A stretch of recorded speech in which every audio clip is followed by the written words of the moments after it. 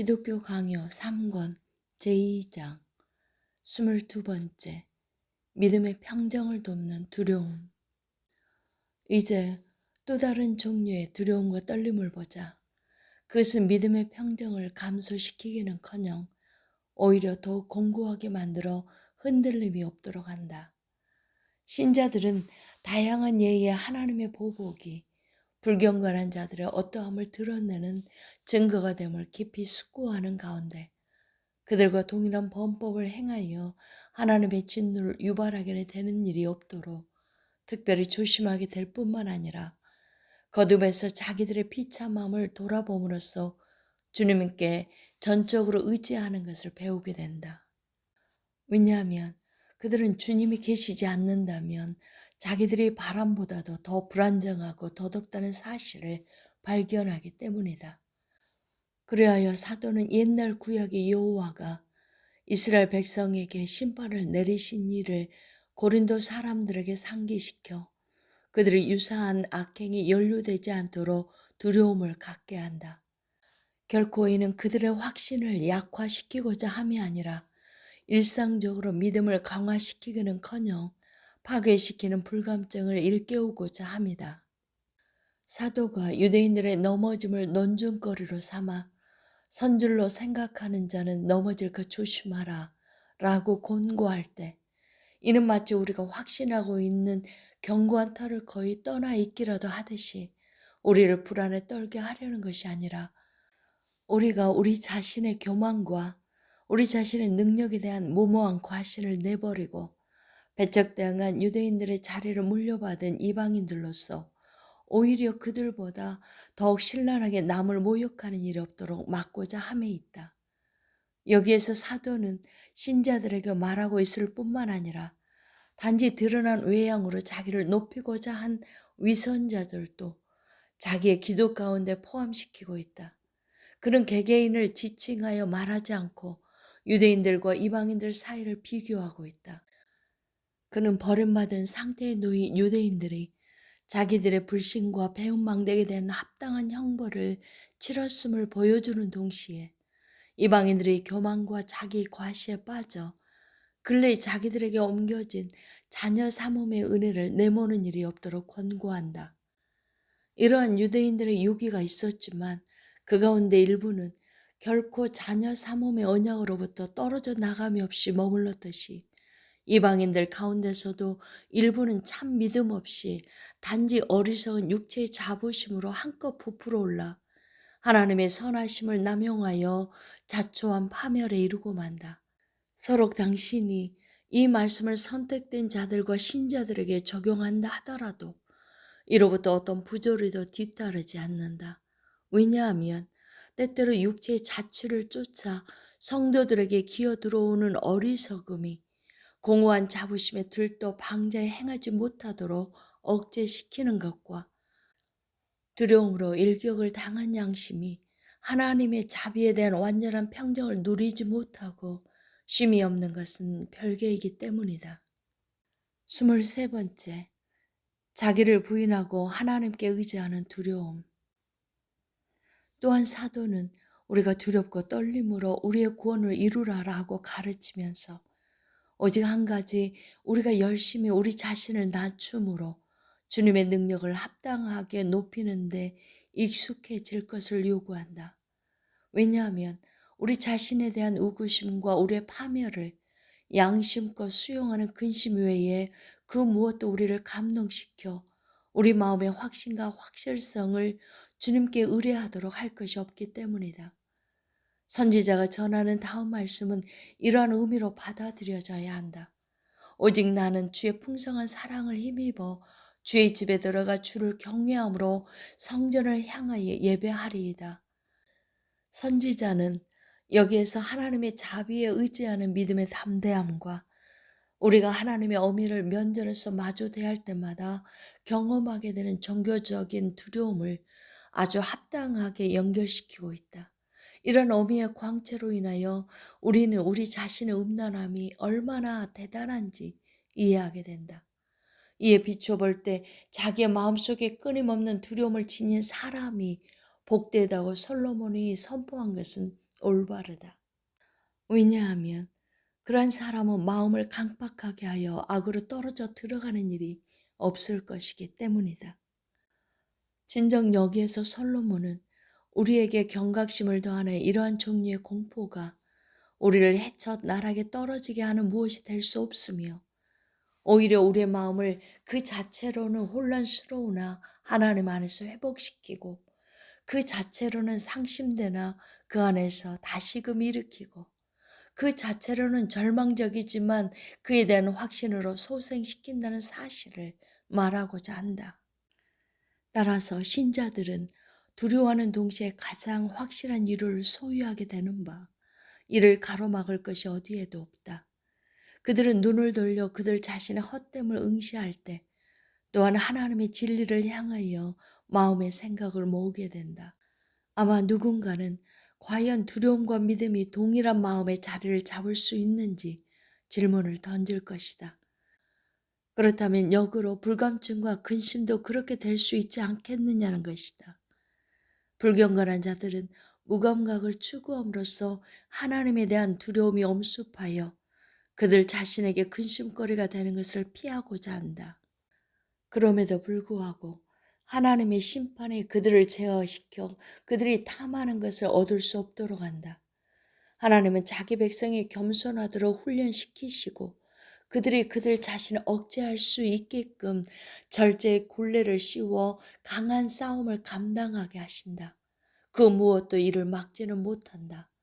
위의 본문에 분명히 드러나는 사도의 의도는 다음과 같다. 즉 하나님은 자기의 기뻐하심에 따라 자기 백성으로 하여금 올바로 뜻하게 하시고 그 뜻한 바를 힘차게 수행하도록 하시는데, 이는 그 기뻐하심을 그 불안과 떨림에 대한 원인으로 삼고자 합니다. 이런 의미에서 우리는 마지막 날에는 이스라엘 자손이 여호와와 그 선하심을 두려워하리라 라는 선지자의 말씀을 합당하게 이해할 수 있다. 왜냐하면 경건이 하나님에 대한 경배를 낳을 뿐만 아니라 비할 수 없는 은혜의 감미로움과 달콤함이 두려움과 동시에 경탄에 빠져 상심하고 있는 사람에게 채워져 그 사람이 하나님을 의지하고 하나님의 권능에 겸손히 그 자신을 맡기도록 이끌기 때문이다. 24번째, 그리스도와 연합체를 이루며 확실성. 그리하여 우리는 오늘날 어떤 반교황주의자들이 은밀하게 조장하고 있는 저 가장 치명적인 철학을 받아들이지 않는다. 그들은 스콜라 학파 가운데 전수되어 온 저 우둔한 의심을 변호할 수 없기 때문에 불신과 뒤섞이는 확신을 만들어내고자 또 다른 허구를 도피처로 삼는다. 그들의 고백에 따르면 그리스도를 바라볼 때마다 우리는 그 안에서 완전히 선한 소망거리를 발견하기는 하되, 언제나 우리에게는 그리스도 안에서 우리에게 부여되는 저 모든 은총을 누릴 가치가 없으므로 그것들은 우리가 우리 자신의 무가치함을 직관하면서 동요하고 주저하게 만들 뿐이다. 요컨대 그들은 소망과 불안 사이에 양심을 위치시키고 그것이 이 두 가지 중 하나가 다른 하나를 간헐적으로 번갈아 대체하도록 한다. 그들에 따르면 소망과 불안은 서로 관련되는 바, 전자가 일어나면 후자가 억눌리고 후자가 다시 살아나면 전자는 이전처럼 쇠하고 만다. 여기에서 보듯이 사탄은 자기가 믿음의 확실성을 파괴하기 위하여 통상적으로 사용했던 공경하는 장치들이 더 이상 효과가 없다는 사실을 발견하게 될 때 그 확실성을 아예 근절하기 위하여 이제는 은밀한 계략들을 사용하려고 든다. 그러나 결국 절망으로 나아가게 될 뿐인 이런 반교황주의자들의 확신은 도대체 무엇이란 말인가? 그들의 말에 따르면 만약 당신이 그리스도를 마음속에 깊이 헤아린다면 확실한 구원이 있을 것이나, 만약 당신이 당신 자신에게로 돌이키면 확실한 저주가 있을 것이니 의혹과 선한 소망이 서로 앞서거니 뒤서거니 하면서 당신의 마음을 다스리게 될 것이다. 이는 마치 그리스도를 우리 안에 내주하시는 분이 아니라 우리와 멀리 떨어져 서 계시는 분과 같이 생각하는 것이 마땅하기라도 하듯이, 여기는 발상에서 비롯된다.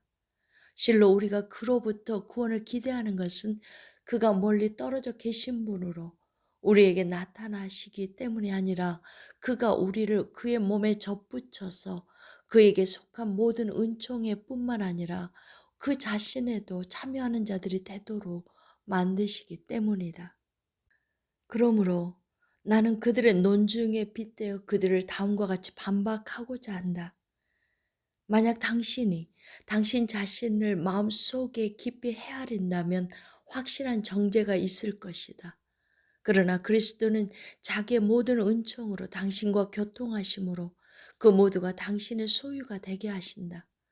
그러므로 당신은 그의 지체가 되고 진정 그와 하나가 되며 그의 의가 당신의 죄를 압도하며 그의 구원에 의해 당신이 받을 정죄를 지워버리며 그가 자신의 고상함으로 중재하셔서 당신의 수치가 하나님의 면전에 이르지 못하도록 하신다.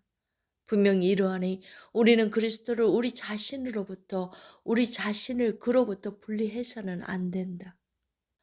오히려 우리는 용기를 다하여 그가 그 자신을 우리와 결합시켜 하나가 되게 하신 그 연합체를 우리 두 손으로 굳게 붙들어야 한다.